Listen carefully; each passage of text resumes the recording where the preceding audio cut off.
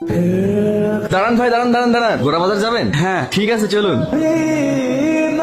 দাদা, আপনাকে তো বলেই নিয়ে আসলাম আমি একা যাব। দেখেন ম্যাডাম, আপনারা দুজন একই জায়গায় যাবেন, তাই নিয়েছি।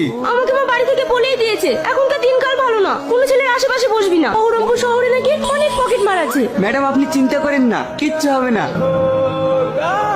দাদা, বলেন ম্যাডাম। এই ছেলেটা পুরো গুন্ডার মতো দেখতে, কেমন ভাবে তাকাচ্ছে। দিনকাল ভালো না, চারিদিকে মেয়েরা রেপ হচ্ছে, আমার ভীষণ ভয় করছে। দেখুন, আপনি আজে বাজে কথা বলবেন না। আপনি নিজেকে কি ভাবছেন? আমি ভদ্র ঘরের ছেলে। চেহারা দেখে তো একটা ভিলেনের মতো লাগছে। কি বললেন? কিছু না। অসভ্য জানোয়ার কোথাকার। আপনি আমাকে মারছেন কেন? মাছি কেন? মেয়ে দেখলে গায়ে ঢলে পড়তে মন যায় না। কি হয়েছে ম্যাডাম? এই ছেলেটা আমার সঙ্গে নোংরামি করছে, ওকে এক্ষুনি রিক্সা থেকে নামিয়ে দেন। আপনি রিক্সা থেকে নামেন। না, আমি নামো না। নামবি না? আপনি চলুন।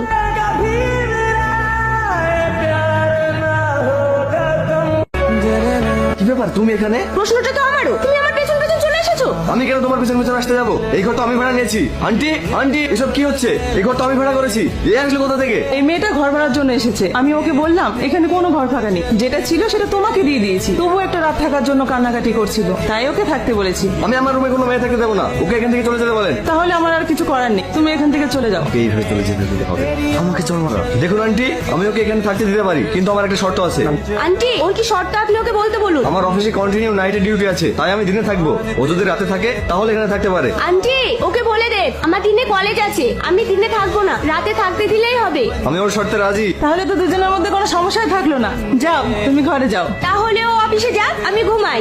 আজ তো আমার আবার অফিস নেই। তাহলে কি হবে? দুজন একসাথে কিভাবে থাকবো? কেন? তুমি নিচে ঘুমাও, আমি উপরে ঘুমাচ্ছি। ঠিক আছে। আজকে তাজা খবর, নন্দীগ্রামের একটি মেশে বীররাত্রে একটি মেয়েকে একা পেয়ে ধর্ষণ করে খুন করেছে একটি যুবক। কি ব্যাপার, এত রাত্রে তুমি কোথায় যাচ্ছ? আমি এখানে শুবো না, বাইরে শুবো। খবর শুনে ভয় পেলে নাকি? না। ঠিক আছে, তুমি ভিতরে ঘুমাও, আমি বাইরে ঘুমাচ্ছি।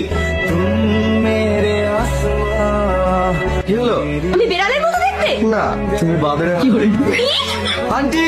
আরে আরে আরে, তোমরা ঝামেলা করছো কেন? বেশি দেখে গেছে, আমি নাকি বেড়ালের মতো দেখতে। আমি বলতে গেলাম, এবার বলছে আমি নাকি হনুমানের মতো দেখতে। তাহলে কি বলবো বলেন? দেখো, তোমরা কিন্তু প্রত্যেকদিনই ঝামেলা করছো, এভাবে চলতে থাকলে কিন্তু আমি দুজনকে ঘর থেকে বের করে দেবো। বিড়াল।